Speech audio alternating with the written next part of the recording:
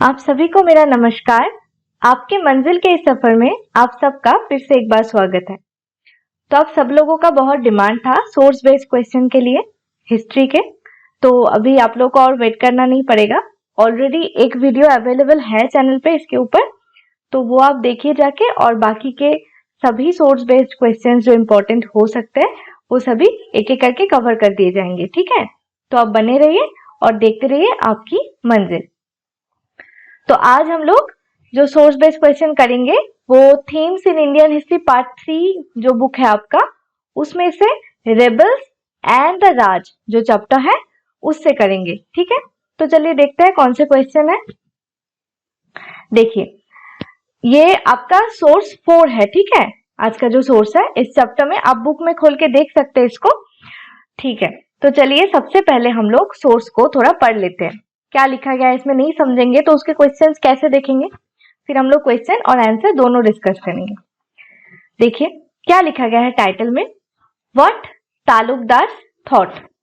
ये तालुकदार एक British India के जो टाइम पीरियड है उस टाइम पे बहुत सारे टाइप्स के लोग होते थे इंडिया में, जो जमींदार वगैरह, तालुकदार वगैरह, मतलब जो जिन लोगों के पास लैंड वगैरह होते थे उनके ही एक पार्ट है, उनको तालुकदार बोला जाता था। ठीक है, जो लैंड को रखते थे अपने पास, जिनका मालिकाना होता था जिनके पास लैंड का। ठीक है, तो देखते हैं तालुकदार के ही कुछ जो थॉट्स है उसके बारे में इसमें दिया गया है। The attitude of the taluqdars was best expressed by Hanwant Singh. Hanwant Singh भी एक तालुकदार थे, उनके थ्रू सभी तालुकदार के एटीट्यूड एक्सप्रेस हुआ था। द राजा ऑफ कलकंगड़, वो कहाँ के राजा थे? कलकंगड़ के राजा थे। ठीक है, नियर रायबरेली। रायबरेली जो जगह है यूपी में, उसके पास में एक जगह था कलकंगड़, तो वहां का ही राजा थे हनवंत सिंह। तो वो कुछ बोले हैं, क्या बोले देखिए, ड्यूरिंग द म्यूटिनी। म्यूटिनी माने ये किसके बात कर रहे हैं? रेबल्स एंड राज। ये कौन सा रेबल के बात किया जा रहा है आपको पता होगा?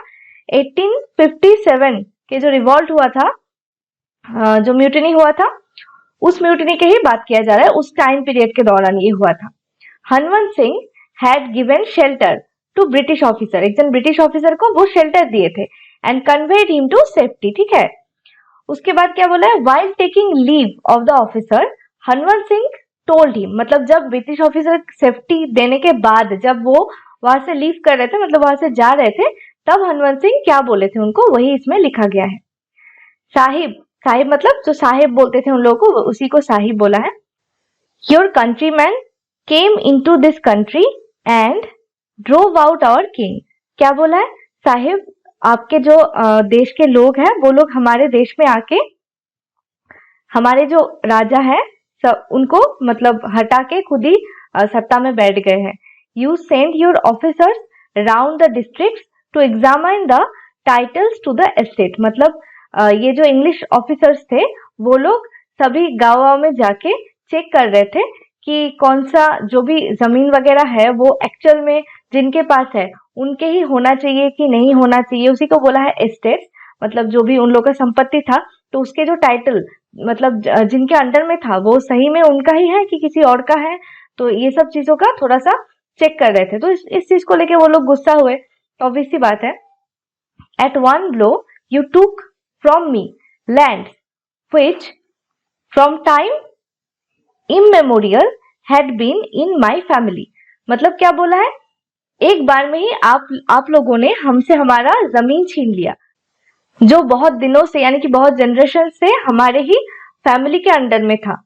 I submitted suddenly misfortune fail upon you. मतलब वो तब उस वक्त में हम लोग आपके पास ही सबमिट कर दिए थे। ठीक है, लेकिन अभी जब अचानक से आपके ऊपर मिसफॉर्चून आ गया, जब आपके ऊपर मतलब इतना संकट आ पड़ा, तब क्या किया आपने कि the people of the land rose against you. मतलब संकट क्यों आया? अभी 1857 का रिवॉल्ट चल रहा था तो लोग उनके खिलाफ हो गए थे, इसीलिए you came to me home you had डिस्पॉइल्ड।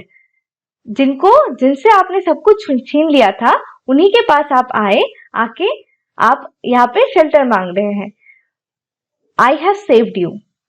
इतना कुछ करने के बावजूद हमने आपको हेल्प किया, हमने आपको सेव किया, बट अभी आपको सेव करने के बाद now I march at the head of my retainers to Lucknow to try and drive you from the country. तो क्या बोला है, अभी आपको मैं सेव कर दिया, लेकिन इसके बाद मैं क्या करूंगी, इसके बाद मैं जाऊंगी और जो लोग विद्रोह कर रहे हैं उनके साथ खड़ा होके आप लोगों को इस देश से बाहर निकालने की कोशिश करूंगी। तो यही आपको समझ आया होगा, ये लिखा गया है इस सोर्स में, ठीक है। ओके, तो चलिए अभी हम लोग थोड़ा क्वेश्चन की तरफ चलते हैं। एक नंबर क्वेश्चन क्या बोल रहा है, why were the people angry according to Hanwant Singh. Hanwant Singh यहाँ पे आप देखे हैं राजा थे कलकंकर के, तो वो अकॉर्डिंग टू हिम पीपल क्यों एंग्री थे, लोग क्यों एंग्री थे ब्रिटिश के ऊपर। और दूसरा इसके साथ ही है question, what happened to his family, उनके फैमिली के साथ क्या हुआ था। तो चलिए हम आंसर को भी देखते हैं थोड़ा।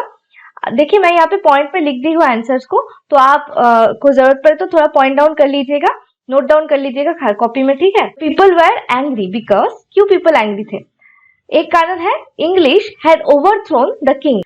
आपको देखने को मिला थोड़ा देर पहले ही जो यहाँ पे लिखा हुआ था इस सोर्स में कि इंग्लिश जो ब्रिटिश लोग थे वो लोग इंडिया में आके यहाँ के किंग्स को हटा के उनको थ्रोन से हटा के खुद ही सत्ता पे ऑलमोस्ट राज करने बैठ गए थे, ठीक है। तो ये एक कारण था जो उनका एंग्री होने का पीपल का। आपको पता होगा जो 1857 का रिवॉल्ट है उसमें बहुत सारे राजा रानी सब लोग ही पार्टिसिपेट किए थे। उनमें से one of the most famous कौन थे, झांसी की रानी लक्ष्मीबाई, है ना।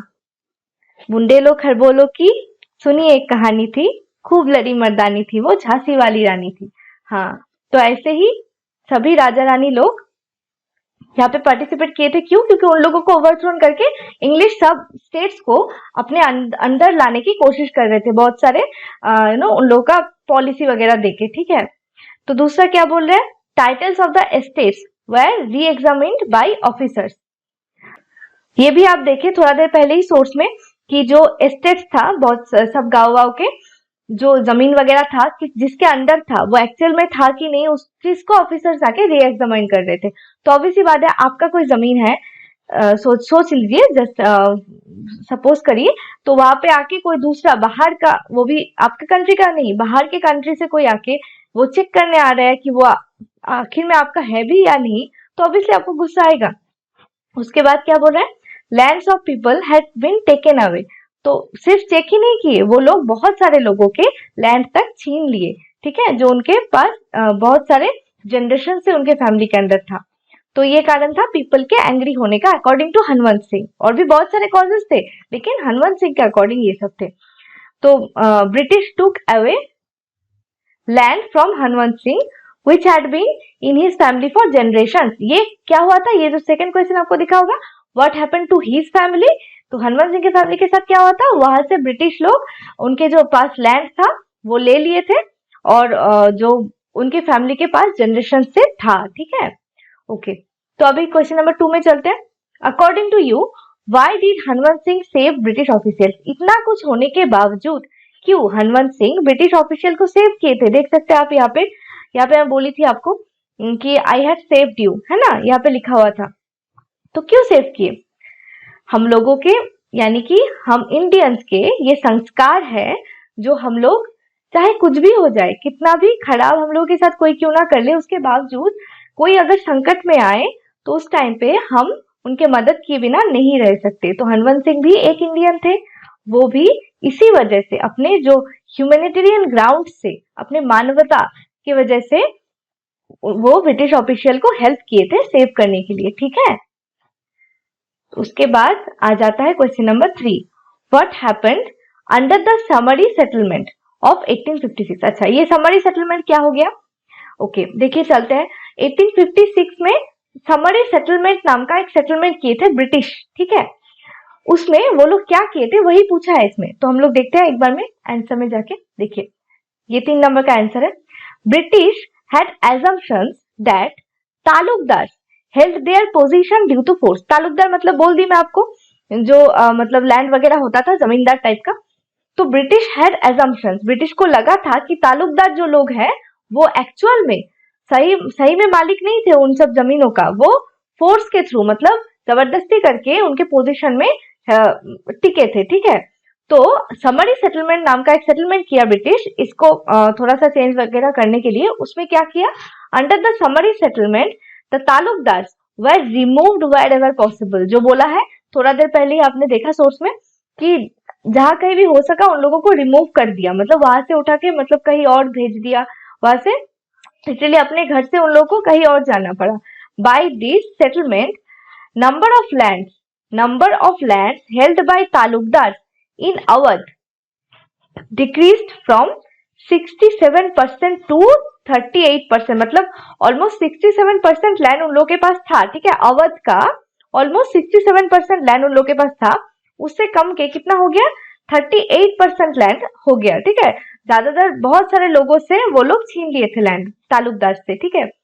तो इसकी वजह से वो लोग बहुत एंग्री थे, और ये भी जो हनवंत सिंह ये भी उन तालुकदार में से एक थे। तो आप देख सकते हैं परसेंटेज कितना कम गया था, 67 था उसमें उससे 38% आ गया था, ठीक है। अच्छा, ये अवध पता है ना आपको कहाँ पे है, यूपी का एक पार्ट है, ठीक है, उत्तर प्रदेश अभी का, तब तो यूपी नहीं था, यूनाइटेड प्रोविंस कहा जाता था। तो यूपी का जो मिडिल वाला पोर्शन है ऐसा, इधर तो पूर्वांचल आ जाता है, इधर साउथ जो यूपी है, और आपका नीचे आ जाता है वो बुंदेलखंड वाला एरिया। तो बीच वाला जो पोर्शन है यूपी का, लखनऊ वगैरह आ जाता है, उसको अवध कहते हैं, ठीक है। होली खेले रघुवीराय अवध में, सुने होंगे आप गाना, हाँ वही अवध, ठीक है। तो ये तीन नंबर भी हो गया क्वेश्चन डिस्कशन। अभी फोर्थ में चलते हैं। What was the result of disposition of Talukdar, explain. मतलब ये तालुकदार लोगों को जो डिस्पोजिशन किया गया था, लैंड से उन लोगों को हटाया गया था, इसका रिजल्ट क्या हुआ था, इसके वजह से उन लोगों के क्या सिचुएशन हुआ था वो देखिए। आंसर नंबर 4 देखिए, मैं यहाँ पे भी पॉइंट्स में लिखी हूँ, देखिए मैं स्टोरी के जैसे लिख देती तो उससे आपका रिटेंशन कम होता, ठीक है, मेमोराइज कम होता। ऐसे आप पढ़ेंगे स्टोरी के जैसे, आप पूरा एकदम पैसेज की जैसे पढ़ के जाएंगे, याद करके जाएंगे, तो एग्जाम में जाके भूल जाएंगे।